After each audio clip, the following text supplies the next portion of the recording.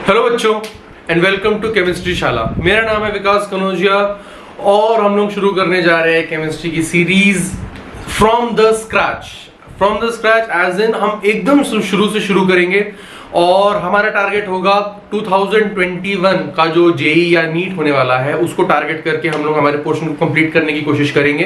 तो जुड़े रहिए केमिस्ट्री शाला से, जितने लेक्चर्स अपलोड करता रहूंगा टाइम टू टाइम उन्हें देखते रहो, प्रैक्टिस करते रहो। वैसे यहीं पे मैं पूरी कोशिश करूंगा कि हर टाइप के क्वेश्चन को तुम लोग प्रैक्टिस करवा सकूं, लेकिन obviously it's not possible because जितने ज्यादा क्वेश्चंस तुम प्रैक्टिस करते रहोगे उतनी ज्यादा नॉलेज तुमको आती जाएगी और मैं सारे क्वेश्चंस कराने बैठ जाऊंगा तो फिर हर चैप्टर के 200 300 questions obviously not feasible for me. लेकिन जितने भी कॉन्सेप्चुअल क्वेश्चंस हैं उन सभी को मैं पक्का सॉल्व करवाऊंगा आप सभी से। फिलहाल हम लोग शुरू करते हैं जनरल ऑर्गेनिक केमिस्ट्री से। ऑर्गेनिक केमिस्ट्री का पहला चैप्टर, बोर्ड्स की अगर बात की जाए तो बोर्ड्स या फिर 11th के अंदर ये चैप्टर है, पहला ऑर्गेनिक का जो चैप्टर है उसके अगर 11th की बात की जाए तो इस चैप्टर को किए बिना भी तुम लोग अच्छे मार्क्स लेके आ सकते हो। लेकिन इस चैप्टर की जरूरत बहुत ज्यादा पड़ती है जब तुम लोग किसी भी कॉम्पिटिटिव में बैठते हो, बिकॉज ऐसे कई क्वेश्चंस आते हैं related to stability, acidity, basicity, जिसके अंदर तो हमें जनरल ऑर्गेनिक केमिस्ट्री की जरूरत पड़ती है। ठीक है, चलो शुरू करते हैं। अब एक नोटबुक और पेन हमेशा अपने पास रखो, जितने क्वेश्चंस करवाओ भले ही वो क्वेश्चन तुम लोगों को आता हो फिर भी लिखने की आदत डाल लो। टाइम टू टाइम कितना भी तुम लोग सुन लो, तुम एक लेक्चर को 10 बार भी अगर देख लोगे तो भी 1 या 1.5 महीने के बाद उसको भूलने ही वाले हो। इंस्टेड एक लेक्चर को 10 बार देखने से अच्छा है कि तुम लोग एक नोटबुक को रखो और सिर्फ उस नोटबुक के जो क्वेश्चंस किए हैं उन एमसीक्यूज को सॉल्व करते रहा करो या देखते रहा करो टाइम टू टाइम। चलो तो फिर बात करते हैं general organic chemistry. GOC basically शुरू होता है आईयूपीएसी से। आईयूपीएसी के लिए मैं एक वक्त पे या कभी और एक अलग वीडियो बना लूंगा। फिलहाल हम लोग शुरू करते हैं इलेक्ट्रॉन डिस्प्लेसमेंट इफेक्ट से। इलेक्ट्रॉन डिस्प्लेसमेंट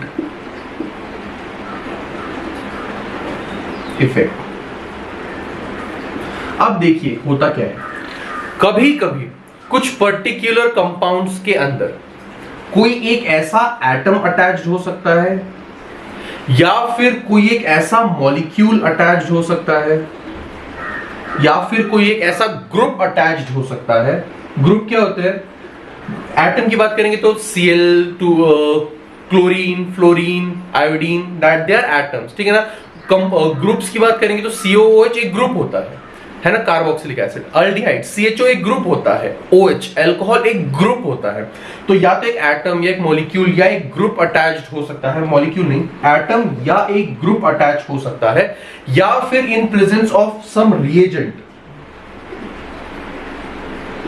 या फिर कोई एक रिएजेंट बाहर से आ जाए। और इन चीजों की वजह से क्या होता है, कुछ एटम अटैच हो सकता है या कोई एक ग्रुप अटैच हो सकता है या कोई एक पर्टिकुलर रिएजेंट आके अटैक कर सकता है, जिसकी वजह से जो इलेक्ट्रॉन डेंसिटी है, जो इलेक्ट्रॉन्स होते हैं, गेट्स शिफ्टेड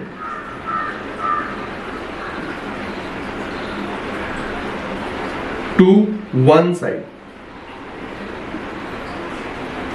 जो इलेक्ट्रॉन्स होते हैं वो एक तरफ शिफ्ट हो जाते हैं। ठीक है, जैसे कि अगर हमारे पास है कोई एक ए, इसका हमने बॉन्ड बनाया है बी के साथ। ठीक है, अब ये इलेक्ट्रॉन्स एक तरफ शिफ्ट हो रहे हैं। ठीक है, अब इलेक्ट्रॉन्स एक तरफ आ रहे हैं, इलेक्ट्रॉन्स होते हैं नेगेटिव। इलेक्ट्रॉन्स नेगेटिव है, इसका मतलब इसके ऊपर आएगा स्लाइट नेगेटिव चार्ज और इसके ऊपर आएगा स्लाइट पॉजिटिव चार्ज, है ना। अब इस इलेक्ट्रॉन की शिफ्टिंग की वजह से कुछ इलेक्ट्रॉन डेंसिटी में डिफरेंसेस आते हैं। इलेक्ट्रॉन डेंसिटी जो होती है वो चेंज हो जाती है। ऑब्वियसली यहां पर इलेक्ट्रॉन्स बढ़ रहे हैं तो इलेक्ट्रॉन डेंसिटी इंक्रीज हो जाएगी। तो जो एलिमेंट अपनी तरफ इलेक्ट्रॉन्स को खींचता है वहां पे इलेक्ट्रॉन डेंसिटी इंक्रीज हो जाती है, और जो एलिमेंट इलेक्ट्रॉन्स को दे रहा होता है ऑब्वियसली अपने इलेक्ट्रॉन्स उस तरफ शिफ्ट कर रहा है, तो यहां पर इलेक्ट्रॉन डेंसिटी रिड्यूस हो जाती है। अब इस चीज की वजह से कुछ इफेक्ट्स हैं जिसको हमें पढ़ना है। ठीक है ना। अब 4 इफेक्ट्स होते हैं जो स्पेसिफिकली या मेनली जिनकी वजह से ये इलेक्ट्रॉन डिस्प्लेसमेंट इफेक्ट्स हो रहे होते हैं। ठीक है, अब उनके बारे में देखते हैं। अब दिस इज इलेक्ट्रॉन शिफ्टिंग। अब इलेक्ट्रॉन के ऐसे शिफ्ट होने की वजह से एक परमानेंट डाइपोल क्रिएट होता है। परमानेंट डाइपोल क्रिएट होता है। ठीक है, अब इलेक्ट्रॉन डिस्प्लेसमेंट इफेक्ट जो होते हैं वो 4 टाइप के होते हैं। पहला इंडक्टिव इफेक्ट, इंडक्टिव इफेक्ट। दूसरा इलेक्ट्रोमेरिक इफेक्ट।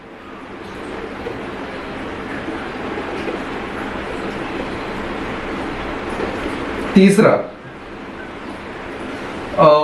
Hyper conjugation.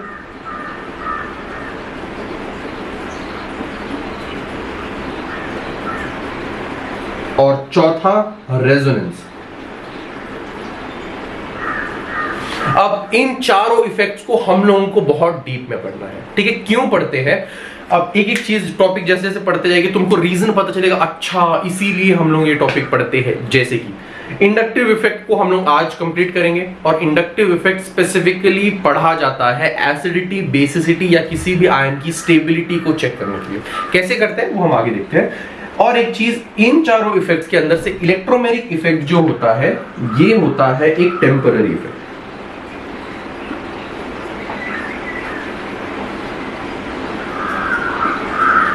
और बाकी तीनों जो इफेक्ट्स होते हैं ये तीनों इफेक्ट्स होते हैं परमानेंट इफेक्ट्स।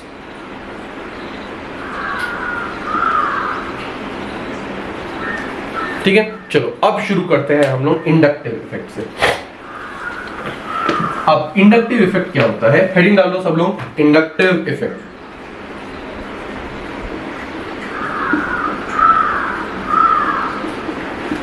हमारे पास, मैं मान लेता हूं कि ये था, अभी ए और बी का एग्जांपल लिया था, ए और ये बी।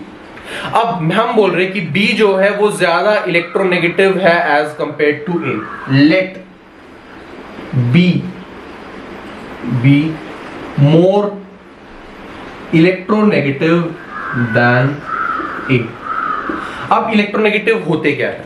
ठीक है, वैसे तो तुम लोगों को पता ही होगा, 10th के अंदर तुम लोग पढ़े ही हो कुछ चीजें, basically electronegativity and all. But यहां पर इलेक्ट्रोनेगेटिविटी होते क्या है एक बार जस्ट बता दे रहा हूं। कोई एक एटम को आपने छोड़ दिया, मैंने यहां पर बी का एग्जांपल लिया, तुमने बी को छोड़ दिया। ठीक है, अब बी की वो tendency to attract electrons is its electronegativity. मतलब कि बी अगर पड़ा हुआ है, कितनी आसानी से वो बाजू से गुजरते हुए इलेक्ट्रॉन को अपनी तरफ खींच लेगा, उसे इलेक्ट्रोनेगेटिविटी बोलते हैं। ठीक है, इसका मतलब तुमने ए को रख दिया और यहां पर बी को रख दिया, बी जल्दी बाहर के इलेक्ट्रॉन को अपनी तरफ खींच पाएगा, तो हम बोल सकते हैं कि बी जो होता है वो बहुत ज्यादा इलेक्ट्रोनेगेटिव होता है। ठीक है, so let B be more electronegative than A. अब यहां पर ये ज्यादा इलेक्ट्रोनेगेटिव है, इसका मतलब इसकी टेंडेंसी है इलेक्ट्रॉन्स को अट्रैक्ट करने की, इसका मतलब ये इलेक्ट्रॉन को अपनी तरफ खींचेगा। अगर ये इलेक्ट्रॉन्स को अपनी तरफ खींच रहा है, इसका मतलब इसके ऊपर आएगा स्लाइट नेगेटिव चार्ज। इलेक्ट्रॉन्स को इसने दे दिया, मतलब ये अब ए के ऊपर ए ने अपने इलेक्ट्रॉन्स दे दिए, इसका मतलब अब उसके पास प्रोटॉन की पावर बढ़ गई है ना। इलेक्ट्रॉन्स जा रहे, मतलब ऐसा नहीं कि हमेशा दूर चले जाते हैं, बाय बाय कल मिलेंगे, है ना, वैसा नहीं होता है, बट डिस्टेंस बढ़ जाता है, ये मान लीजिए। तो यहां पर स्लाइट पॉजिटिव चार्ज बढ़ जाता है, डेंसिटी क्योंकि यहां पर कम हो गई इलेक्ट्रॉन की डेंसिटी, यहां पर इलेक्ट्रॉन की डेंसिटी बढ़ गई। अब ये थोड़ी देर पहले लिखा था। अब यहां पर इस चीज की वजह से एक परमानेंट डाइपोल क्रिएट होता है, और ये जो स्लाइट नेगेटिव और स्लाइट पॉजिटिव चार्ज इंड्यूस हो रहे हैं, उस इफेक्ट को हम इंडक्टिव इफेक्ट बोलते हैं। अब इंडक्शन एंड ऑल क्या होता है ये तो आप लोगों को फिजिक्स में आप लोग पढ़ने ही वाले हो। ठीक है, अब बच्चों यहां पर देखो, तो यहां पर ए और बी के ऊपर जो एक परमानेंट डाइपोल इंड्यूस हो रहा है because of the change of electron density, उसे हम लोग कहते हैं कि वो होता है हमारा इंडक्टिव इफेक्ट। अब और एक चीज, ठीक है, यहां पर जो चीज इलेक्ट्रॉन को अट्रैक्ट कर रही होती है उसे हम लोग इलेक्ट्रॉन विड्रॉइंग ग्रुप बोलते हैं। जो चीज या जो एटम या जो ग्रुप इलेक्ट्रॉन्स को अपनी तरफ अट्रैक्ट करेगा, that is electron withdrawing group. और जो एटम इलेक्ट्रॉन को डोनेट, देखो ये अपने इलेक्ट्रॉन्स दे रहा है सामने वाले को, तो ये होता है हमारा इलेक्ट्रॉन डोनेटिंग ग्रुप। ठीक है, ये होता है इलेक्ट्रॉन विड्रॉइंग ग्रुप, ये होता है हमारा इलेक्ट्रॉन डोनेटिंग ग्रुप। और एक चीज, अगर आपसे, ठीक है, एक बार एक क्वेश्चन आया था जेई में, बहुत पुराने की बात है, आई थिंक 80 या 81 का मैंने एक क्वेश्चन देखा। 4 कार्बन 1 2 3 4, यहां पर एक फ्लोरीन अटैच्ड है। ठीक है ना, अब ये CCC लिख रहा हूं, इसका मतलब है कि यहां पर CH3, यहां पर H2, यहां पर H2, यहां पर H2 अटैच्ड है। मैं सिर्फ CCC लिखते जाऊंगा बिकॉज आई अज्यूम कि हाइड्रोजन को बैलेंस करना आप लोगों को आता है। अब यहां पर हमें एक चीज पता है, फ्लोरीन जो होता है वो इलेक्ट्रोनेगेटिव होता है। फ्लोरीन इलेक्ट्रोनेगेटिव है, इसका मतलब ये इलेक्ट्रॉन्स को अपनी तरफ खींचेगा, है ना, ये इलेक्ट्रॉन्स को अपनी तरफ खींच रहा है। अब सवाल था, अब इनको नाम दिए गए थे, ये था 1, ये था 2, ये था 3, ये था 4। पूछा गया था which of the following carbon will face minimum effect, inductive effect. क्या पूछा गया था? Which of the following carbon will face minimum inductive effect. Option थे 1, 2, 3, 4, मतलब ABCD में 1 2 3 4 ये ऑप्शन थे, और ये 1 2 3 4 क्या है? ये जो कार्बन है। अब हमें एक चीज यहां पर देख लो, इंडक्टिव इफेक्ट की वन ऑफ द प्रॉपर्टीज होती है कि inductive effect decreases with distance. Inductive effect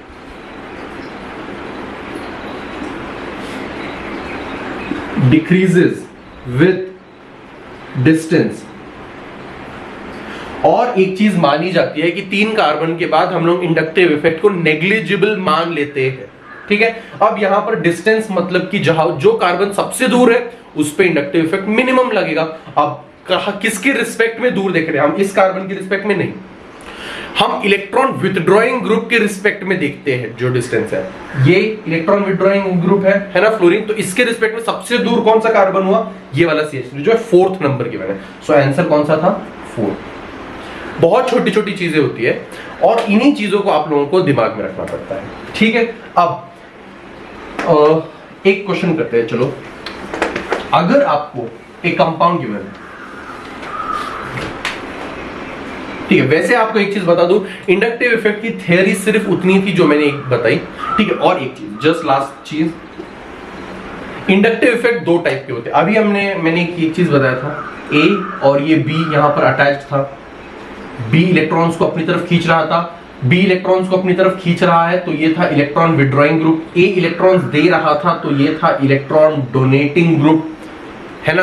अगर कोई चीज इलेक्ट्रॉन को अपनी तरफ खींच रही होती है तो इसका मतलब वो -I इफेक्ट प्रोवाइड करवा रही होती है। -I इफेक्ट मतलब कि जब इलेक्ट्रॉन्स को अपनी तरफ खींचते हैं तब हम बोलते हैं कि वह -I इफेक्ट है, याद रखना ये टर्म्स। और इलेक्ट्रॉन डोनेटिंग ग्रुप, इसका मतलब अपने इलेक्ट्रॉन्स दे रहा है, अपने इलेक्ट्रॉन्स दे रहा है, इसका मतलब ये +I इफेक्ट शो कर रहा है, ठीक है। बस ये लास्ट चीज थी। थ्योरी अब इतनी है, अगर तुमको 11th के पेपर्स की या कॉलेज के पेपर की, अपने स्कूल के पेपर्स की अगर तुम लोग बात करोगे, बोर्ड लेवल के पेपर की, तो बस एक आधी डेफिनेशन एंड ऑल पूछ लेंगे, या फिर कौन सा ज्यादा इंडक्टिव इफेक्ट शो करेगा, कौन सा +I इफेक्ट शो कर रहेगा, कौन सा -I इफेक्ट शो करेगा, ऐसे बेसिक क्वेश्चंस पूछे जाते हैं। बट कॉम्पिटिटिव में इसके ऊपर बहुत सारे क्वेश्चंस आते हैं, हम लोग करते हैं कुछ क्वेश्चंस को। फिलहाल थ्योरी इतनी ही थी, अब आते हैं हम लोग क्वेश्चन के ऊपर कि इसको हम लोग पढ़ते क्यों हैं, ठीक है। एक क्वेश्चन है हमारे पास,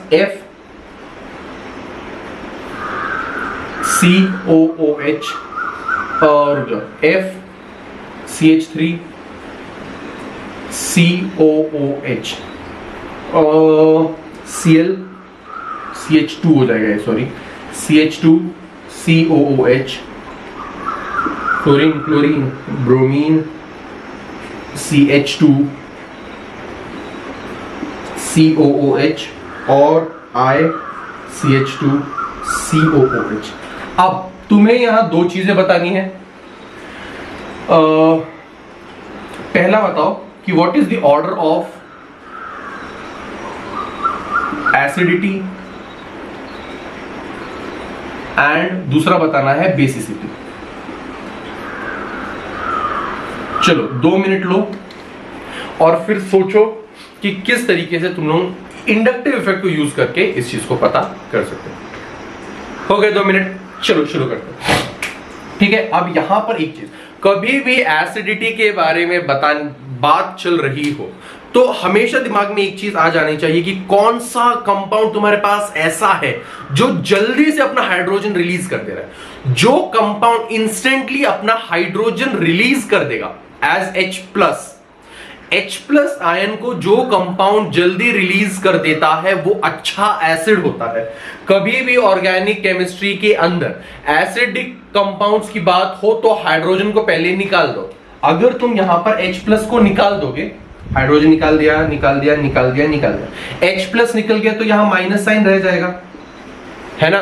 H plus this plus H plus, positive negative मिला के हमारे पास FCH2COOH बना रहे थे, तो H प्लस निकल जाएगा तो एक नेगेटिव साइन आएगा, है ना। अब यहां पर एक चीज, H प्लस निकलने के बाद तुम्हारे पास 4 ये कंपाउंड बन रहे हैं। पता कैसे करोगे एसिडिक कौन सा है? हम लोग पहले एसिडिटी की बात कर रहे हैं। सबसे पहले हम लोग बात करते हैं एसिडिटी की। हमने क्या कर दिया, सबसे पहले H प्लस को निकाल दिया, उसके बाद चेक करो कि जो एनायन फॉर्म हुआ है वो कौन सा ज्यादा स्टेबल है। क्यों? अगर H प्लस निकलने के बाद ज्यादा स्टेबल कोई कंपाउंड फॉर्म हो रहा है, इसका मतलब वो स्टेबिलिटी है उसके पास, इसका मतलब वो आसानी से फॉर्म हो जाएगा। अगर H प्लस निकलने के बाद कोई चीज अनस्टेबल है, अनस्टेबल इसका मतलब वो फॉर्म ही नहीं होने वाली है। इसका मतलब H प्लस निकलने के बाद जो कंपाउंड सबसे स्टेबल है वो सबसे जल्दी फॉर्म होगा, और जो कंपाउंड लीस्ट स्टेबल है वो फॉर्म नहीं होगा या सबसे लेट फॉर्म होगा। क्यों? क्योंकि वो सपोर्ट नहीं करेगा H प्लस को रिलीज करना, मतलब वो H प्लस को जल्दी निकलने नहीं देगा। और कोई चीज अगर H प्लस को निकलने नहीं दे रही, इसका मतलब it's not a good acid. तो याद रखना, अगर कभी भी एसिडिटी के बारे में पूछा जाए, H प्लस को निकाल दो, H प्लस को निकाल दिया तो जो माइनस साइन बचा, जो एनायन फॉर्म हुआ है उसकी स्टेबिलिटी, जितना स्टेबल एनायन उतना स्टेबल हम या उतना अच्छा हमारा एसिड फॉर्म होगा। अब यहां पर देख लो, फ्लोर FCH2COH, ClCH2COH, BrCH2COH और ICH2COH। अब इन सब के अंदर ये फ्लोरीन जो है इलेक्ट्रॉन्स को अपनी तरफ खींच रहा है, क्लोरीन जो है इलेक्ट्रॉन्स को अपनी तरफ खींच रहा है, यहां पर ब्रोमीन जो है इलेक्ट्रॉन्स को अपनी तरफ खींच रहा है, आयोडीन जो है इलेक्ट्रॉन्स को अपनी तरफ खींच रहा है। फिलहाल आप लोगों को स्टेबिलिटी नहीं पता है, लेकिन मैं आपको छोटी सी एक चीज बता दूं कि फ्लोरीन का माइनस आई, आप देखो इलेक्ट्रॉन्स को अपनी तरफ खींच रहा है, इसका मतलब माइनस आई इफेक्ट है ना। माइनस आई इफेक्ट जो होता है फ्लोरीन का ग्रेटर होता है than chlorine, than bromine, than iodine. ठीक है, ये इसका जो माइनस आई इफेक्ट है वो इस सीरीज में होता है। इसका मतलब फ्लोरीन सबसे ज्यादा इलेक्ट्रॉन्स को अपनी तरफ खींचेगा, वो फुल जोरों में अपने इलेक्ट्रॉन्स को अपनी तरफ खींचेगा। आयोडीन धीरे धीरे अपने इलेक्ट्रॉन्स को अपनी तरफ खींच रहा है। ठीक है, सो इसका मतलब ये सबसे ज्यादा माइनस आई इफेक्ट दे रहा है।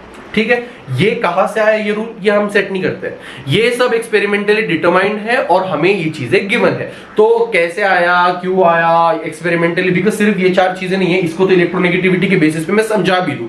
फ्लोरीन सबसे ज्यादा इलेक्ट्रोनेगेटिव होता है, उसके बाद क्लोरीन, फिर ब्रोमीन, फिर आयोडीन। इलेक्ट्रोनेगेटिव मतलब इलेक्ट्रॉन्स को अपनी तरफ खींचने की कोशिश कर रहा है। यहां पर तो चीजें अंडरस्टूड है, लेकिन इसके अलावा बहुत सारे ग्रुप्स आने वाले हैं, तो इसीलिए चीजों को सिर्फ याद रखने की कोशिश करो। वन मोर थिंग, केमिस्ट्री या organic chemistry, even if it's inorganic chemistry, तुमको चीजें याद करनी पड़ने ही वाली है। कोई ऐसा तुक नहीं, कोई ऐसा लॉजिक नहीं, कोई ऐसे फंडे नहीं जो तुमको रट्टा मारने से रोक पाए केमिस्ट्री के अंदर। तो केमिस्ट्री में तुमको चीजें रटनी पड़ने वाली है, चीजें याद करनी पड़ने वाली है। लॉजिक्स मैं बताऊंगा, बट उन लॉजिक को इंप्लीमेंट करना, वो सब चीजें तुम्ही को सीखना पड़ने वाला है। चलो अब फिर से आते हैं यहां पर। क्या बोला मैंने, हाइड्रोजन निकाल दो, हाइड्रोजन हमने निकाल दिया, एनायन फॉर्म हुए। हमें अब एक चीज पता चल गई, फ्लोरीन सबसे ज्यादा इलेक्ट्रोनेगेटिव दे रहा है, सॉरी माइनस आई इफेक्ट दे रहा है, फिर क्लोरीन, फिर ब्रोमीन, फिर आयोडीन। एक चीज यहां पर नेगेटिव चार्ज है, नेगेटिव चार्ज है, इसका मतलब है कि यहां पर इलेक्ट्रॉन्स ज्यादा है ना। अगर यहां पर इलेक्ट्रॉन ज्यादा है तो ये अनस्टेबल है। कोई भी चार्ज स्पीशी हमेशा अनस्टेबल होती है, दिमाग में बिठा लो। पॉजिटिव चार्ज और नेगेटिव चार्ज जो अनस्टेबल है, दिमाग में बिठा लो भैया, अनस्टेबल ही रहने वाला है। ठीक है, क्यों? क्योंकि उसके ऊपर एक चार्ज आ गया। लेकिन यहां पर ये जो फ्लोरीन है, ये इलेक्ट्रॉन्स को अपनी तरफ खींच रहा है। अगर ये फ्लोरीन फुल जोरों में इलेक्ट्रॉन्स को अपनी तरफ खींच रहा है, इसका मतलब ये जो नेगेटिव चार्ज है, ये यहां पर थोड़ा सा शिफ्ट हो जाएगा, थोड़ा सा यहां पर भी शिफ्ट हो जाएगा, है ना। एक चीज, यहां पर फ्लोरीन फुल जोरों में खींच रहा है, लेकिन आयोडीन तो बहुत स्लोली स्लोली खींच रहा है। इसका मतलब बहुत कम इलेक्ट्रॉन्स जो है वो यहां पर जाएंगे, चार्ज डेंसिटी थोड़ी शिफ्ट हो रही है, बट कंपैरेटिवली आयोडीन बहुत कम शिफ्ट खींच रहा है उस चार्ज को। अब एक चीज, अगर मानो कि तुम लोगों के पास कर्ज है, ठीक है ना, let this negative charge be a कर्ज। अगर तुम लोग मान लेते तुम्हारे ऊपर कर्ज है, तुम अकेले उस कर्ज को फेड रहे हो, ठीक है, थोड़ा डिफिकल्ट हो जाता है, तुम, तुम्हारे पापा, तुम्हारे भाई, तुम्हारी सिस्टर, चारों लोग कमा रहे हैं, चारों मिलके उस कर्ज को फेडने की कोशिश कर रहे हैं, ठीक है। इसका मतलब उसको पे बैक करने की कोशिश कर रहे हैं। इसका मतलब चार लोग अगर उसको पे बैक करने की कोशिश करें, मतलब कि वो आसानी से तुम लोग पे बैक कर सकते हो, है ना, थोड़ी बहुत स्टेबिलिटी रहेगी घर के अंदर। तो एग्जैक्टली ये सेम चीज है। कैसे? यहां पर ये एक नेगेटिव चार्ज है जो इसको अनस्टेबल बना रहा है। अब पहले तो सिर्फ COO माइनस ने उसे होल्ड करके रखा था, अब फ्लोरीन फुल जोरों में चार्ज को अपनी तरफ खींच रहा है। इसका मतलब अब ये चार्ज CH2 भी शेयर कर रहा है और अब ये फ्लोरीन भी शेयर कर रहा है, मतलब अब ये म्यूचुअली शेयर हो चुका है चार्ज। इसका मतलब जब ये चार्जेस शेयर हो रहे हो आपस में तो एक के ऊपर लोड कम आ जाता है ना। पहले इनिशियली सिर्फ इसके ऊपर लोड था, अब वो लोड कम हो गया, तो इसका मतलब ये ज्यादा स्टेबल हो जाएगा। लोड यहां पर भी कम हो रहा है, बट फ्लोरीन के कंपैरिजन में क्लोरीन कम अपनी तरफ खींच रहा है ना। तो इसका मतलब इसको अगर मैं ABCD नाम दे दूं तो A ग्रेटर रहेगा देन और उसके बाद B, है ना, क्योंकि क्लोरीन इंडक्टिव इफेक्ट तो दिखा रहा है माइनस है, बट फ्लोरीन से कम दिखा रहा है। उसके बाद ब्रोमीन मतलब कि C, उसके बाद हमारा आएगा D, क्योंकि आयोडीन सबसे कम इंडक्टिव इफेक्ट दिखा रहा है। अब आपके दिमाग में आ रहा होगा कि ये ऑर्डर आया कहां से, सो डोंट वरी, एक स्क्रीनशॉट तुम लोगों के साथ शेयर कर दूंगा। अब यहां पर तो ABCD किसका ऑर्डर है? एसिडिटी का। So this is the order of acidity, A greater than B greater then C greater then D। अगर बेसिसिटी का ऑर्डर पूछ लेते तो, है ना, तो इसका उल्टा हो जाता। ऑब्वियसली जो ज्यादा एसिडिक है वो लीस्ट बेसिक रहेगा। बेसिसिटी का ऑर्डर पूछ लेते तो D greater than C greater than B greater than A। अब बेसिसिटी कैसे निकालते हैं वो भी देख लो। एसिडिटी के लिए हम लोग क्या करते हैं, हाइड्रोजन को रिलीज कर दो, नेगेटिव चार्ज आएगा। जो अगर हमारे पास नेगेटिव चार्ज है, इसका मतलब जो ज्यादा स्टेबल एनायन फॉर्म हो रहा होगा वो उतना अच्छा एसिड रहने वाला है। अब यहां पर ध्यान से देखो, यहां पर -I इफेक्ट मिल रहा है हमें, है ना। जो ज्यादा -I दे रहा है वो ज्यादा स्टेबल एनायन फॉर्म कर रहा है ना, या वो ज्यादा अच्छा एसिड है। तो तुम लोग लिख सकते हो मोर -I इफेक्ट, या फिर डायरेक्टली लिख दो -I इफेक्ट जो होता है that is directly proportional to acidity, या फिर directly proportional to stability of anion. ये एक जनरल टर्म है, तुम्हें हर टेक्स्ट बुक में मिलेगी। केमिस्ट्री के अंदर हर एक जगह तुमको कहीं ना कहीं एक्सेप्शन मिल ही जाएगा, ठीक है। तो अगर कभी मिल गया एक आध बार तो डर मत जाना, ओ माय गॉड ये क्या हो गया। बट ये जनरल चीज है कि -I इफेक्ट जो होता है that is directly proportional to acidity and that is directly proportional to stability of anion. क्यों? क्योंकि यहां नेगेटिव चार्ज शेयर हो रहा होता है और इलेक्ट्रॉन अपनी तरफ खींच रहे होते हैं, ठीक है। इसका उल्टा भी तुम लोग देख सकते हो। कैसे? चलो अब यहां पर हम लोग बेसिसिटी चेक करते हैं। एसिडिटी के लिए हाइड्रोजन निकाल दो, एनायन जो ज्यादा स्टेबल बनेगा वो ज्यादा अच्छा एसिड रहेगा। अब वापस से आते हैं शुरू के क्वेश्चन के ऊपर, बेसिसिटी कैसे निकालनी है। ये एसिडिटी को मैंने कर दिया रब, ठीक है। क्या था यहां पर FCH2 COO, H था यहां पर भी H था, यहां पर भी H था, यहां पर भी H था। अब हम लोग चेक करते हैं बेसिसिटी के बारे में। बेसिसिटी पता करने के लिए हमें क्या करना पड़ता है, ठीक है। इसको हटा देता हूं मैं और एक एग्जांपल लेता हूं। चलो बेसिसिटी के लिए हम लोग इसका एग्जांपल ले लेते हैं। FCH2 NH2, ये है हमारा A, B है हमारे पास Cl CH2 NH2। चलो बस इतना, ठीक है। अब एसिडिटी के लिए हमने क्या किया था, हाइड्रोजन को निकाल दिया था। बेसिसिटी, बेसिस वो होते हैं जो हाइड्रोजन को एक्सेप्ट कर लेते हैं, दे आर गुड बेसिस, जो हाइड्रोजन को अपनी तरफ खींच लेंगे, ठीक है। अब एसिड्स और बेसिस के डीपली तुम लोगों को मैं एक्सप्लेन करूंगा जब हम लोग आयनिक इक्विलिब्रियम पढ़ेंगे। उस टाइम पे तुमको प्रॉपर किस तरीके से बफर सॉल्यूशन फॉर्म होता है, एसिडिक कौन से होते हैं, बेसिक कौन से होते हैं, लिस्ट क्या होती है, वो सब दूंगा। फिलहाल सिर्फ इतना याद रखो, जो हाइड्रोजन दे देता है अच्छे से या इजीली वो अच्छा एसिड होता है। जो हाइड्रोजन अच्छे से एक्सेप्ट कर लेता है या इजीली एक्सेप्ट करता है that is a good base. यहां पर अब अगर तुम लोग हाइड्रोजन को एक्सेप्ट करो, एसिडिटी चेक करने के लिए हम लोग हाइड्रोजन निकाल देते हैं, बेसिसिटी चेक करने के लिए तुम लोग हाइड्रोजन ऐड करोगे। तो यहां पर हाइड्रोजन अगर ऐड किया, यहां पर भी एक हाइड्रोजन को ऐड करो। कब? अगर बेसिसिटी चेक कर रहे हो। एसिडिटी कर रहे थे तो एक हाइड्रोजन को माइनस कर रहे होते थे, तो यहां पर NH3 हो जाएगा, है ना। एक हाइड्रोजन आ गया तो इसके ऊपर एक पॉजिटिव चार्ज आ जाएगा। क्यों? एक चीज और एक याद रख लो, जब भी कोई कंपाउंड अपनी कैपेसिटी से ज्यादा बॉन्ड बनाता है उसके ऊपर एक पॉजिटिव चार्ज आता है। अब वो कैसे? नाइट्रोजन कितने चार बॉन्ड्स बनाता है? नाइट्रोजन 3 बॉन्ड्स बनाता है, ठीक है, NH3 3 बॉन्ड्स बना रहा है। अगर वो 4 बॉन्ड बना दे तो मतलब कि NH4 अगर वो बना दे तब उसके ऊपर आ जाएगा एक पॉजिटिव चार्ज। जब भी अपनी कैपेसिटी से कोई एटम ज्यादा बॉन्ड बनाता है तब उसके ऊपर एक पॉजिटिव चार्ज आता है। और अगर नाइट्रोजन 2 बॉन्ड्स बना रहा होता सिर्फ, तो इसके ऊपर आ जाता है एक नेगेटिव चार्ज। ठीक है, चलो वापस आते हैं इसके ऊपर। यहां पर एक हाइड्रोजन आ गया, इसका मतलब नाइट्रोजन का एक बॉन्ड एक्स्ट्रा हो गया, मतलब कि उसके ऊपर आ गया एक पॉजिटिव चार्ज। ये जस्ट जनरल चीज है जो मैं तुम लोगों को बता रहा हूं। अब यहां पर देखो, पॉजिटिव चार्ज है, इसका मतलब उसके पास ऑलरेडी इलेक्ट्रॉन्स की कमी है ना। इसके पास दिस इज इलेक्ट्रॉन डेफिशिएंट, है ना। पॉजिटिव चार्ज का मतलब तो यही होता है कि इलेक्ट्रॉन्स की कमी है। नेगेटिव चार्ज मतलब इलेक्ट्रॉन्स एक्सेस है, पॉजिटिव मतलब इलेक्ट्रॉन डेफिशिएंट है।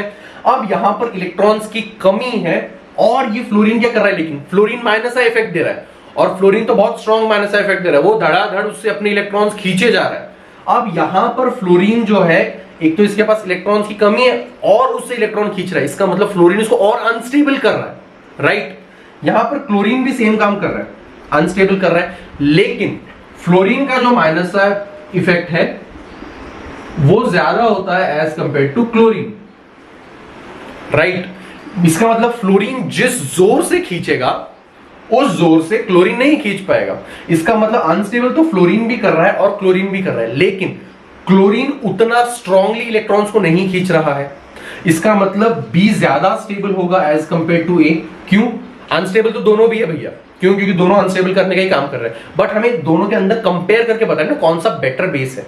तो यहां पर तो पॉजिटिव चार्ज कौन सा ज्यादा स्टेबल है, तो वो बी ज्यादा stable as compare to A, therefore B is better base than A. ये क्या है? बेसिसिटी। इसका मतलब दो चीज हमने देखी और ये जनरल चीज है, हमेशा तुम लोगों के काम आएगी। कौन सी चीजें अभी तुमने इस क्वेश्चन के थ्रू देखी? अगर बात कर रहे हो एसिडिटी की, अगर एसिडिटी की बात कर रहे हो तो सबसे पहले एक हाइड्रोजन को सब्ट्रैक्ट कर दो, सब्ट्रैक्ट 1 हाइड्रोजन, है ना।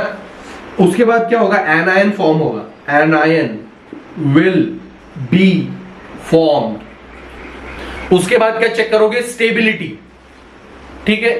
सो या ठीक है, फिलहाल स्टेबिलिटी ही लिखो, चेक स्टेबिलिटी, ठीक है। या फिर लिखो मोर stable the anion, more stable the anion, more is it's acidity, ठीक है। जितना स्टेबल एनायन होगा उतना ज्यादा होगी उसकी एसिडिटी। और एक चीज हमने माइनस आई के बारे में अभी एक लिखा था कि एसिडिटी जो होती है that is directly proportional to minus I effect, और एसिडिटी जो होती है that is directly proportional to जो, ठीक है, acidity is directly proportional to minus I, ये लिख दो। और एक जनरल चीज लिख दो, minus I effect is directly proportional to stability of anion। अब राइटिंग देख के डर वर मत जाना, ठीक है ना। थोड़ा आई होप समझ रहा है तुम लोगों को अंग्रेजों। चलो यहां पे आप बेसिस की बात करते हैं। अगर बेसिसिटी चेक करनी हो,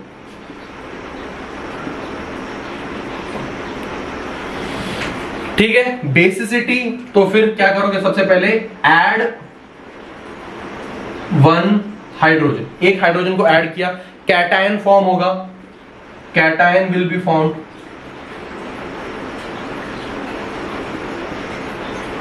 अब कैटायन फॉर्म हो रहा है तो हम उसकी स्टेबिलिटी चेक करेंगे।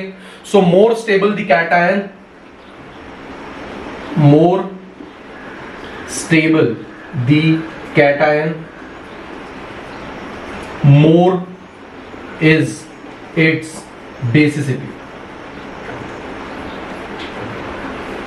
ठीक है। अब यहां पर acidity is directly proportional to minus I effect, तो basicity is directly proportional to plus I effect होना चाहिए, ठीक है। और होना भी चाहिए, क्यों?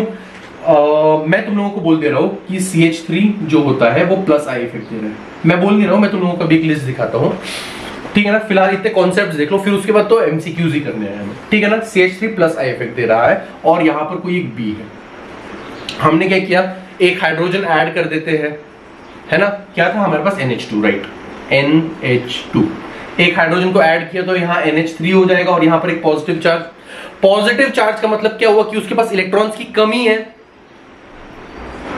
लेकिन यहां पर ये CH3 अपने इलेक्ट्रॉन्स उसको दे रहा है, ये CH3 इसके इलेक्ट्रॉन को दे रहा है, मतलब उसकी इलेक्ट्रॉन डेफिशिएंसी को कम करने की कोशिश कर रहा है, इसका मतलब उसको स्टेबल बनाने की कोशिश कर रहा है। इसका मतलब प्लस आई जो होता है वो कैटायन को स्टेबल बनाने की कोशिश करता है, और यहां पर बेसिसिटी चेक करने के लिए हमारे पास एक कैटायन फॉर्म होता है और उसको स्टेबल बनाने का काम करता है प्लस है। तो हम लोग लिख सकते हैं basicity is directly proportional to plus है। More stable the cation more is its basicity, जितना स्टेबल कैटायन होता है उतनी ज्यादा उसकी बेसिसिटी होती है। और तुम लोग लिख सकते हो एक चीज, plus I effect is directly proportional to stability of cation, ठीक है। चलो अब ये बेसिक चीजें हुई हमारे पास इंडक्टिव इफेक्ट के बारे में। तुम लोग अब कुछ इन स्क्रीनशॉट्स को फिर से एक बार देख लो ताकि तुमको एक आइडिया आ जाए माइनस आई और प्लस आई का जो सीरीज होता है ग्रेटर और कौन सा किसका इंपैक्ट ज्यादा होता है, ठीक है। चलो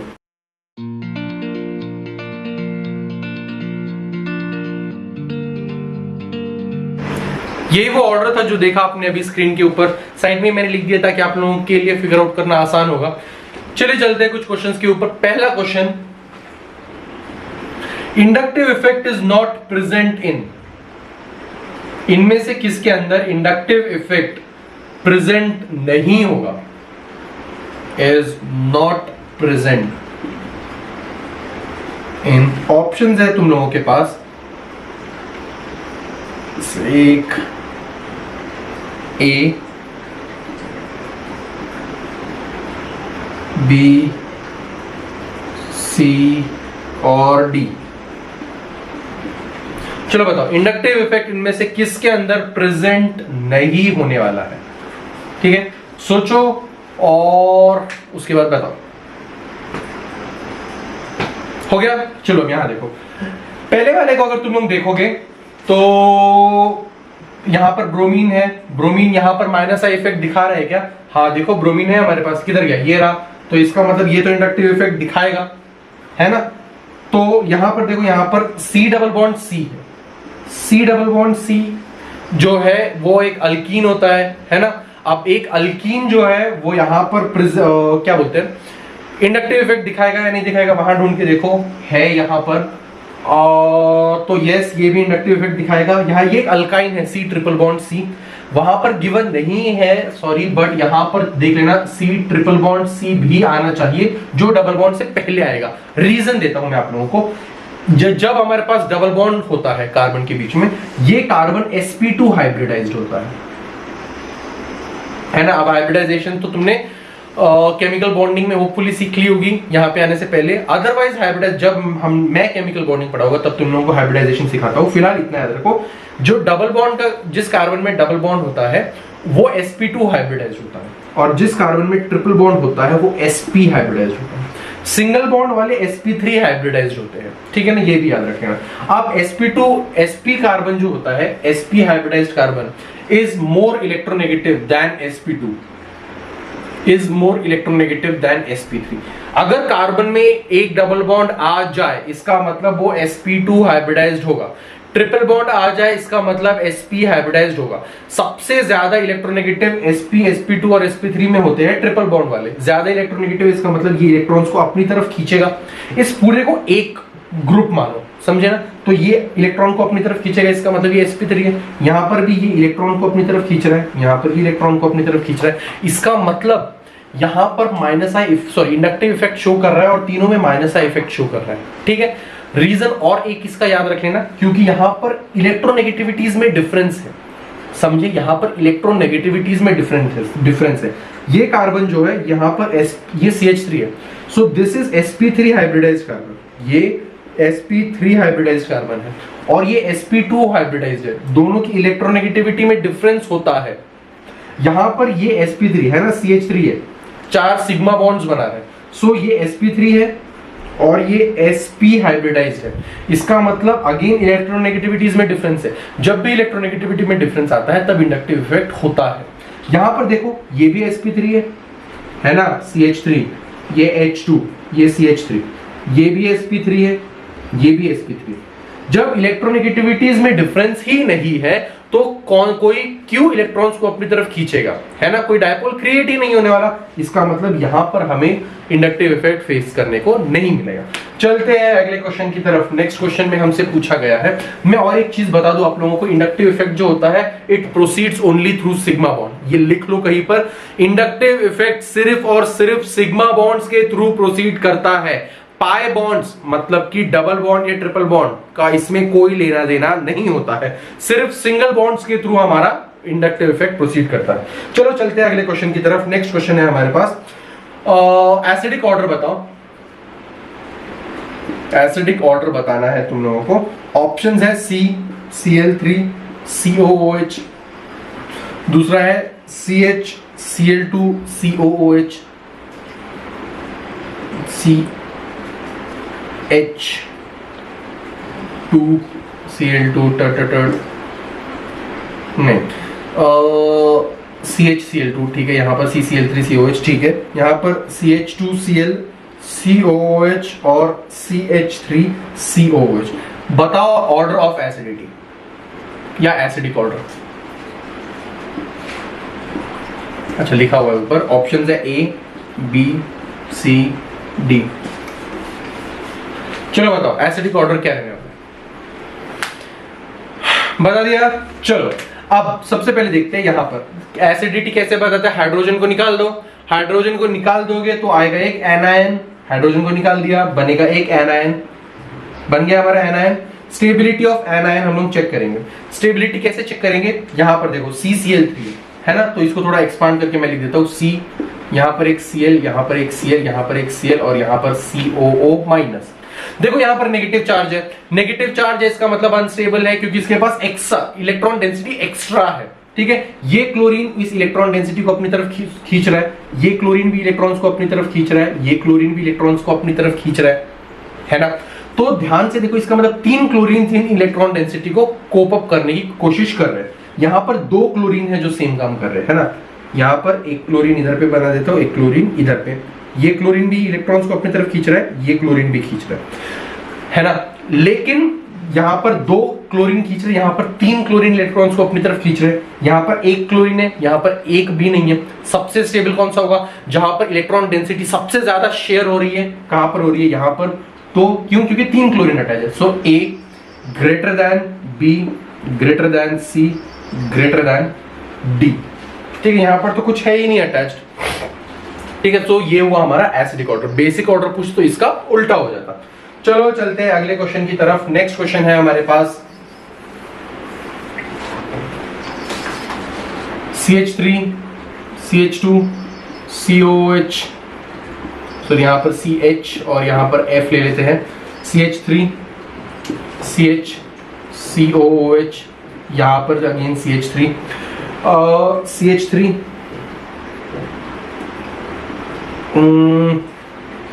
यहां CH2 ले लेते हैं इसको, यहां पर एक F, यहां पर COOH और सॉरी NO2, CH2, COOH। चलो अब तुम्हें इसके अंदर बताना है एसिडिक ऑर्डर।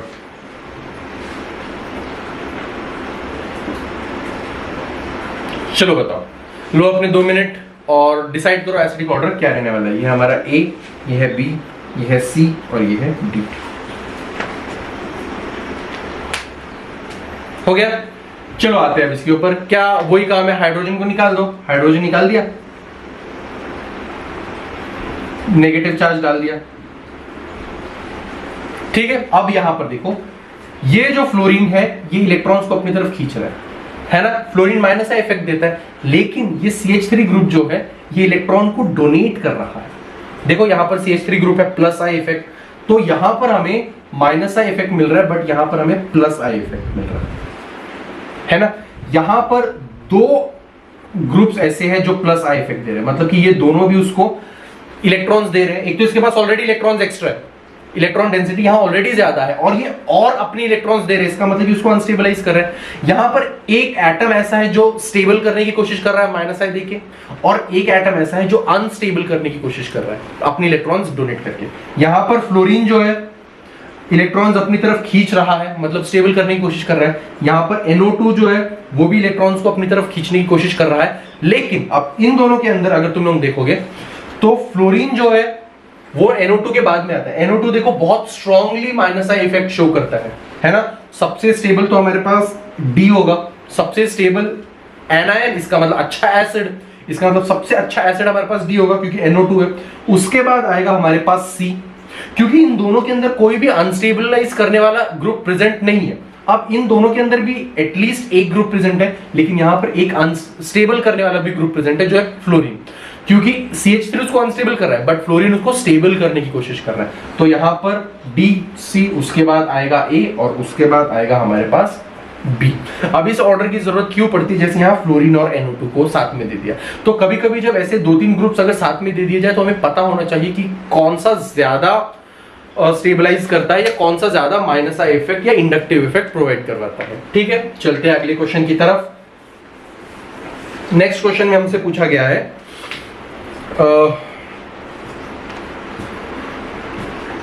ठीक है,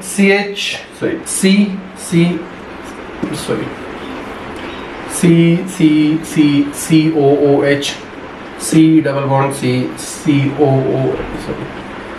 COOH, यहाँ पर C ट्रिपल बॉन्ड COOH। ठीक है, अब हमें अगेन बताना है एसिडिटी का ऑर्डर। चलो बताओ, यह है हमारा A, यह है हमारा B, यह है हमारा C।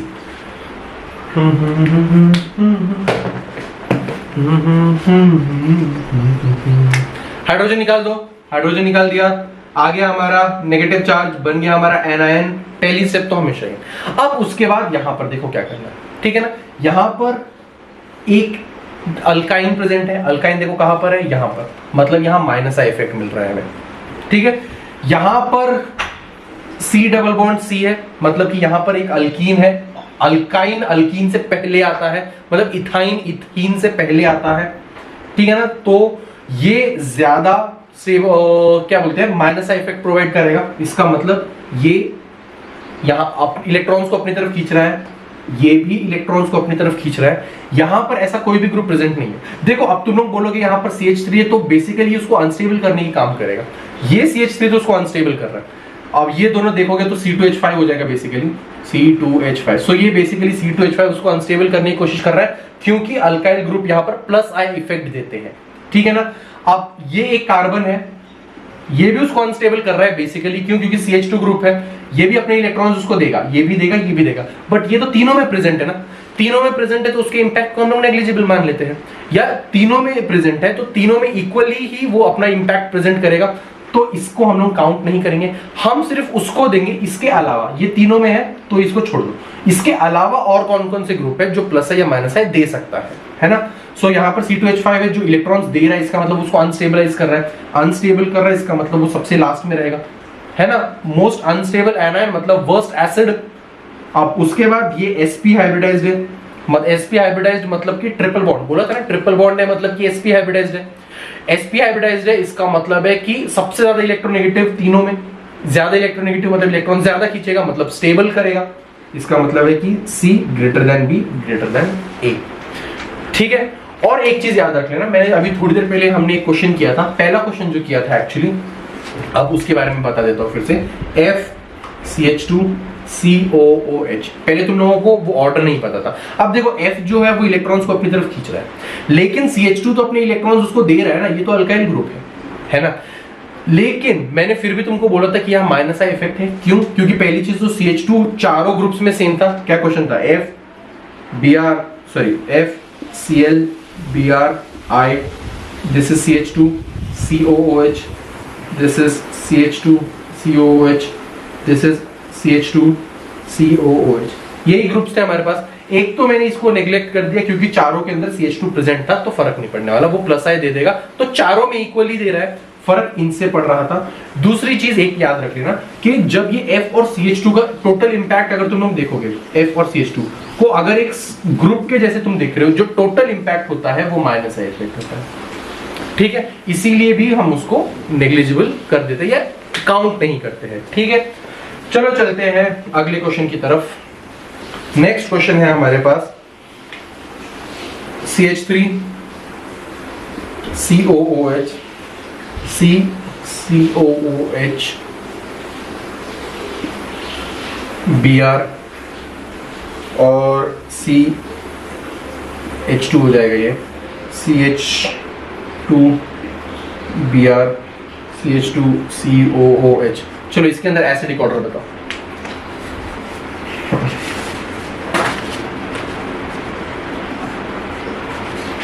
हो गया।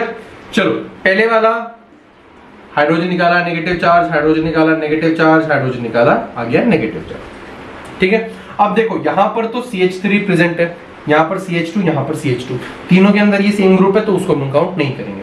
यहां पर ब्रोमीन जो है इलेक्ट्रॉन्स को अपनी तरफ खींच रहा है, यहां पर भी इलेक्ट्रॉन्स को अपनी तरफ खींच रहा है, लेकिन शुरू में ही मैंने पहले 5 मिनट के अंदर ही तुमको बताया था माइनस आई इफेक्ट डिपेंड्स, या माइनस आई नहीं, इंडक्टिव इफेक्ट जो होता है इट डिपेंड्स ऑन डिस्टेंस।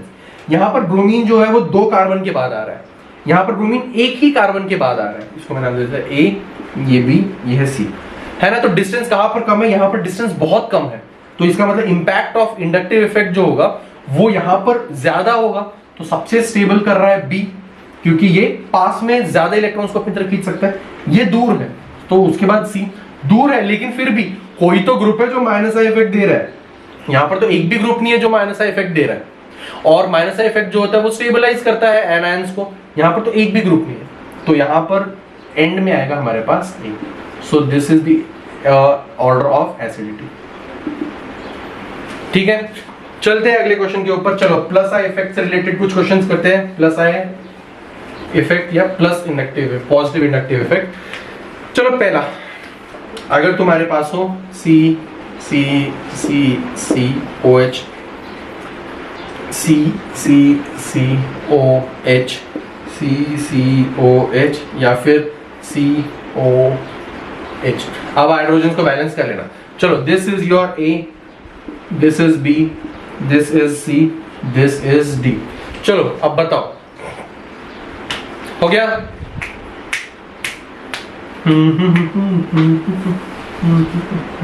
चलो अब आते हैं इसके ऊपर। ठीक है, सेम चीज, हाइड्रोजन निकाल दो, हाइड्रोजन निकाल दिया, इधर पे निकाला, यहां पे निकाला, यहां पे निकाला, आया negative charge negative charge negative charge negative charge.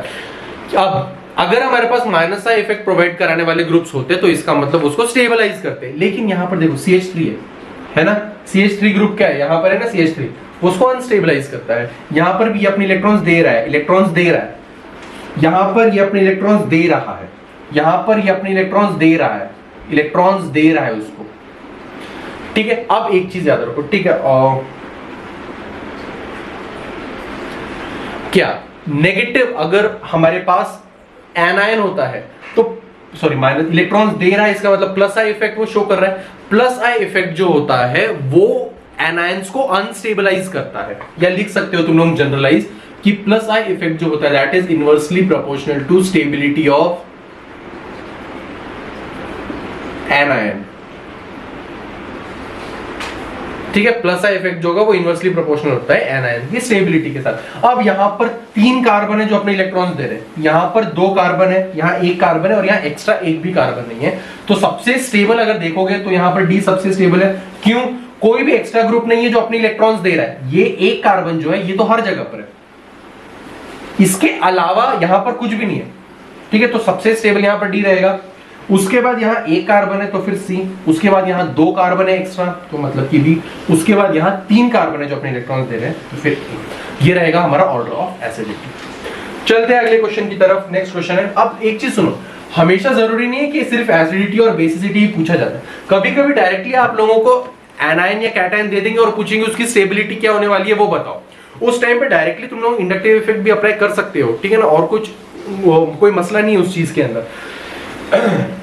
चलो चलते हैं अगले क्वेश्चन पे। नेक्स्ट क्वेश्चन है हमारे पास C C C C plus C C C H plus, यहाँ पे सी सी प्लस। चलो ये है हमारा A, ये है हमारा B, ये है हमारा C। तुम्हें बतानी है स्टेबिलिटी का ऑर्डर, और ये बहुत इंपॉर्टेंट क्वेश्चन है। क्यों है मैं एक्सप्लेनेशन के टाइम पे बताऊंगा, पहले मुझे इसका बता दो आंसर क्या होना है।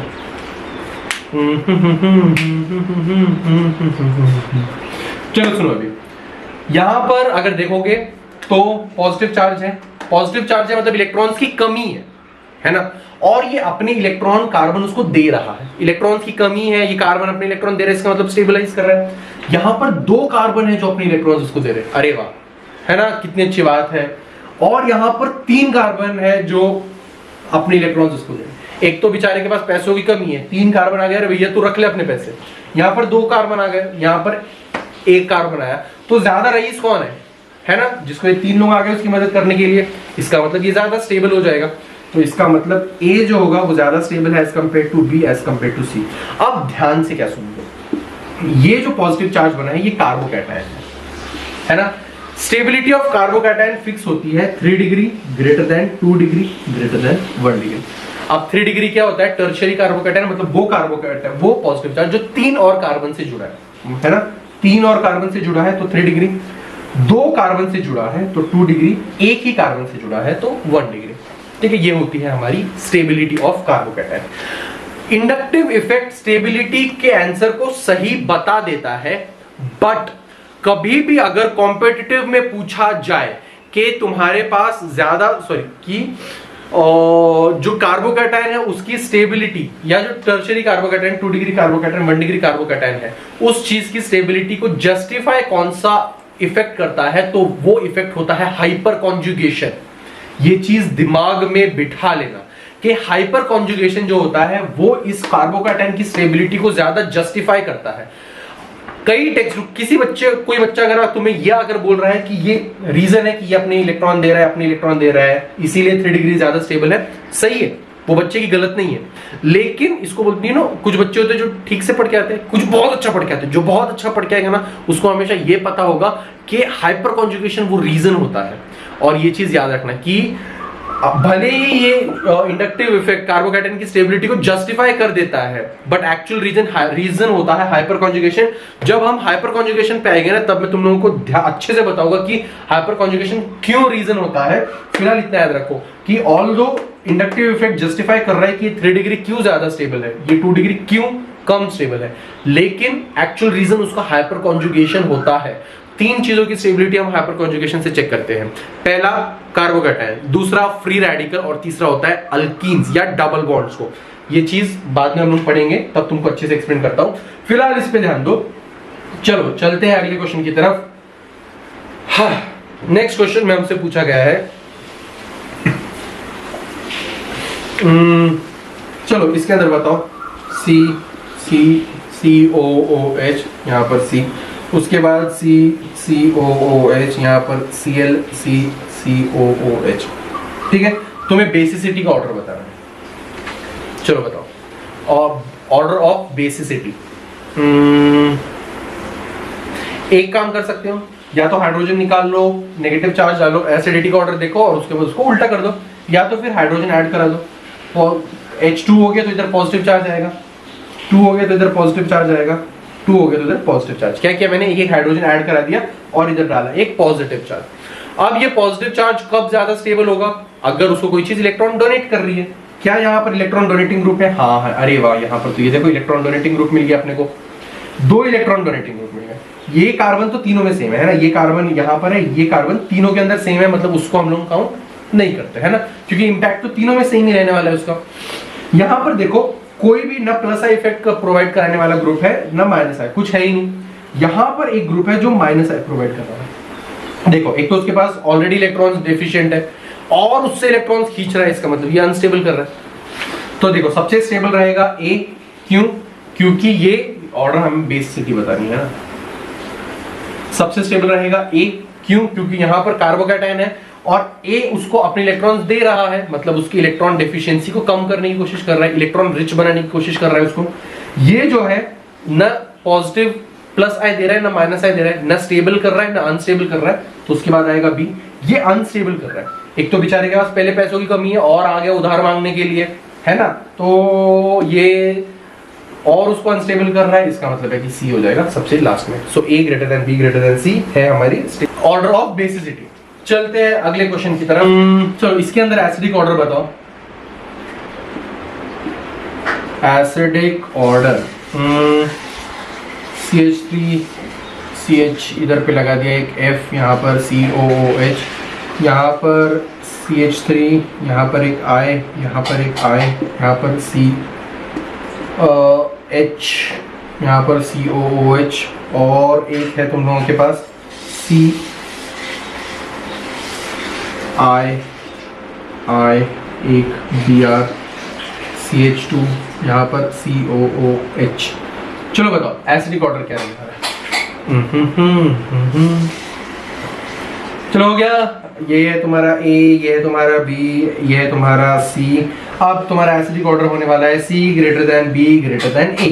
रीजन, अगर तुम्हारे पास यहाँ पर, हाँ भले ही मैंने बोला था कि तीन डिस्टेंस के ऊपर जो एसिडिक ऑर्डर होता है, सॉरी इंडक्टिव इफेक्ट होता है, वो काफी डिपेंड करता है, लेकिन अगर तुम्हारे पास ज्यादा जो number of inductive effect provide करने वाले जो ग्रुप्स है वो ज्यादा हो, तो हमेशा इंडक्टिव इफेक्ट उस पर्टिकुलर कंपाउंड में ज्यादा होगा।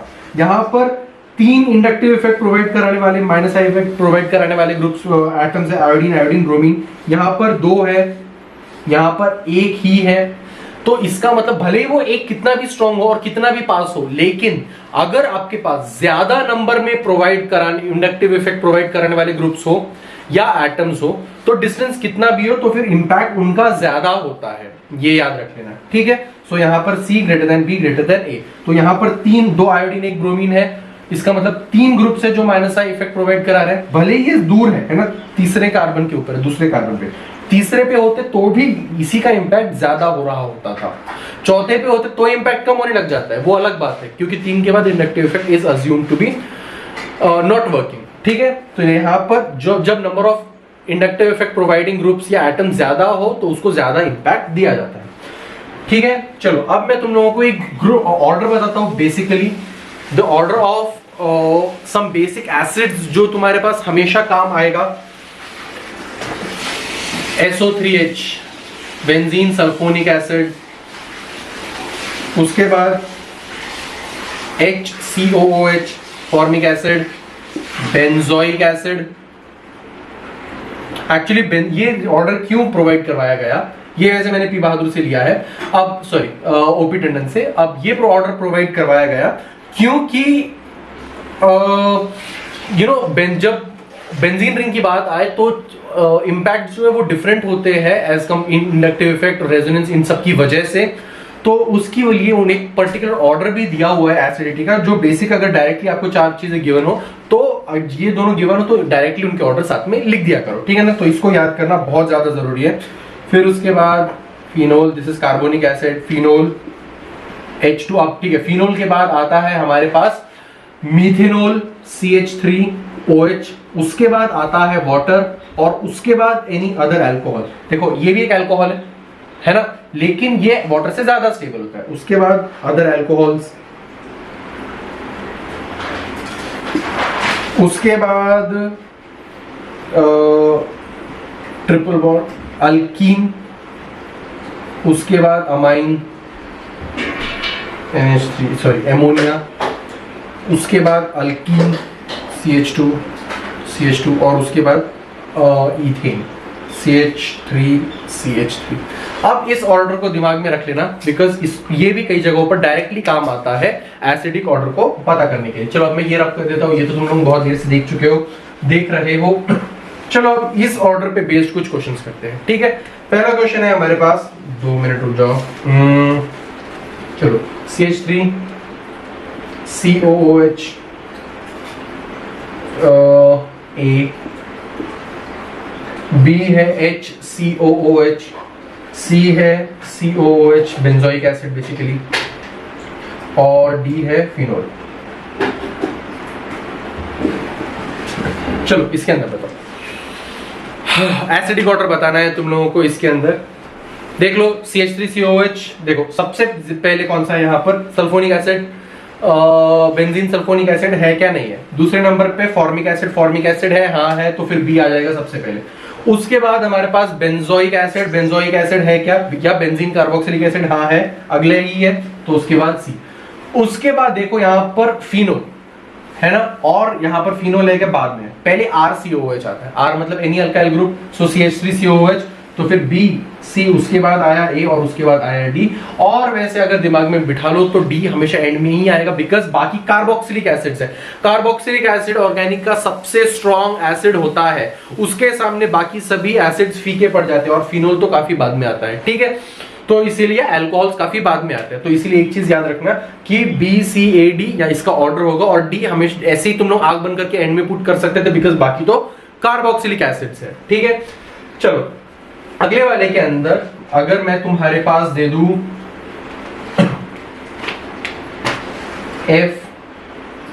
FCH2CH, यहां पर आ गया एक Br,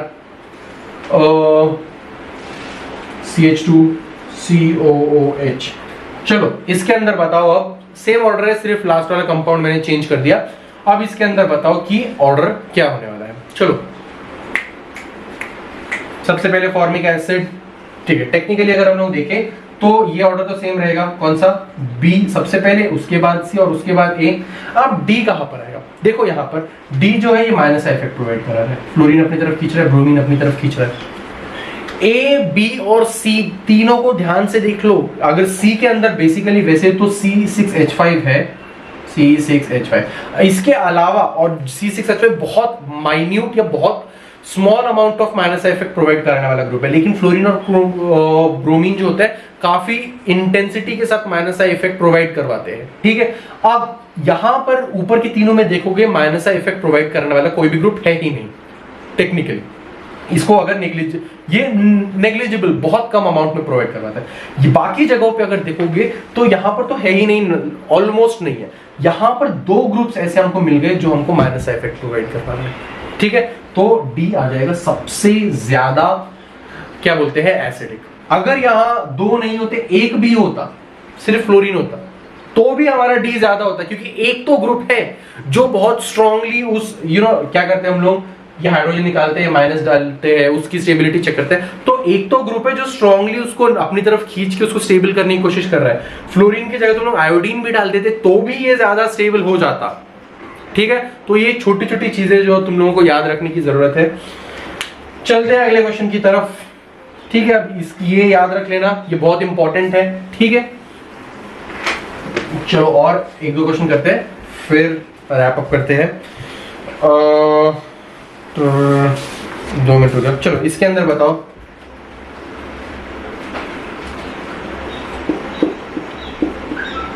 यहाँ पर OH, यहाँ पर Cl,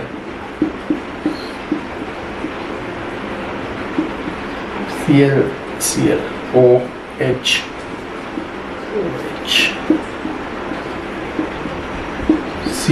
Cl और OH, this is Cl।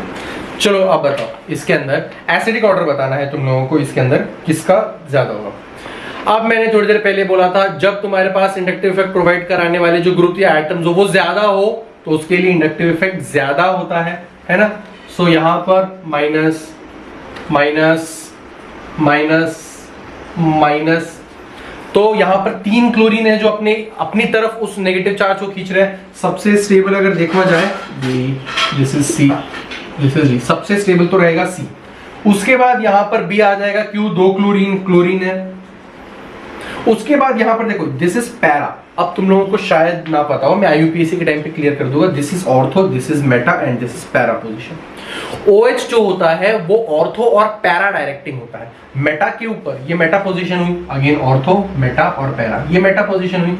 Meta positions के ऊपर वो ज्यादा इंपैक्ट, अपना माइनस आई का इंपैक्ट कोई भी ग्रुप नहीं दिखा पाता। अगर प्लस आई के ग्रुप अटैच होगा तो प्लस आई का इंपैक्ट भी वो नहीं दिखा पाएगा, ठीक है। सो यहां पर उसके जो इंटेंसिटी हो जाती है मेटा पोजीशन पे वो कम हो जाती है। सो इसीलिए सी बी, उसके बाद आएगा हमारे पास ए, उसके बाद आएगा हमारे पास डी। अब ये क्यों होता है, जब हम लोग हाइड्रोकार्बन करेंगे तब मैं आप लोगों को क्लियरली बताऊंगा कि ऑर्थो मेटा डायरेक्टिंग ग्रुप्स कौन से, ऑर्थो पैरा डायरेक्टिंग ग्रुप्स कौन से होते हैं और मेटा डायरेक्टिंग ग्रुप्स कौन से होते हैं। चलो एक लास्ट क्वेश्चन करो, वेरी इंपॉर्टेंट क्वेश्चन। एसिडिटी बताओ CH4 NH3 H2O और HF के बारे में। चलो एसिडिटी तुम्हें बतानी है इसके अंदर, हो गया। चलो देखते हैं, ठीक है। क्या करोगे, हाइड्रोजन निकालोगे, नेगेटिव चार्ज डालोगे, एक हाइड्रोजन कम कर दो, यहाँ पे भी एक हाइड्रोजन कम कर दिया, यहाँ पे भी एक हाइड्रोजन कम कर दिया, नेगेटिव नेगेटिव नेगेटिव नेगेटिव, ठीक है।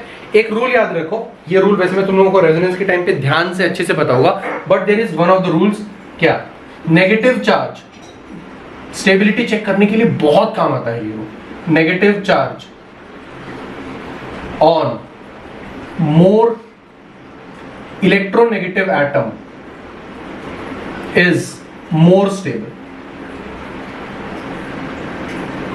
नेगेटिव चार्ज अगर ज्यादा इलेक्ट्रोनेगेटिव एटम के ऊपर हो तो वो ज्यादा स्टेबल होता है, ठीक है। यहां पर नेगेटिव चार्ज किसके ऊपर है, फ्लोरीन के ऊपर। देखो यहां पर तो इंडक्टिव इफेक्ट हम लोग नहीं लगा सकते, राइट, बट ये बेसिक रूल है जो तुम्हारा एसिडिटी चेक करने के लिए काम आएगा या स्टेबिलिटी के लिए भी, ठीक है। फ्लोरीन ज्यादा है, सबसे इलेक्ट्रोनेगेटिविटी अगर देखोगे तो फ्लोरीन आता है, उसके बाद आता है ऑक्सीजन, फिर आता है नाइट्रोजन, उसके बाद आता है chlorine, so on so fourth, ठीक है। यहां पर अगर देखोगे नेगेटिव चार्ज फ्लोरीन पे है तो सबसे स्टेबल रहेगा डी, उसके बाद सी, उसके बाद बी और उसके बाद आएगा सी, सॉरी ए, ठीक है। सो ये थे इंडक्टिव इफेक्ट से रिलेटेड कुछ क्वेश्चंस। आई होप तुम लोगों को समझ में आया हो, जितनी प्रैक्टिस हो सके उतना करने की कोशिश करो, बिकॉज इंडक्टिव इफेक्ट बहुत इंपॉर्टेंट है। आगे जैसे जैसे हाइड्रोकार्बन एंड ऑल आता जाएगा, ये सब चीजें अब तुम लोगों के सामने जब आएगी तो इम्प्लीमेंटेशन में भी काम आता है, और उस टाइम पे कॉन्सेप्ट्स और क्लियर होते जाएंगे, तो टेंशन मत लो।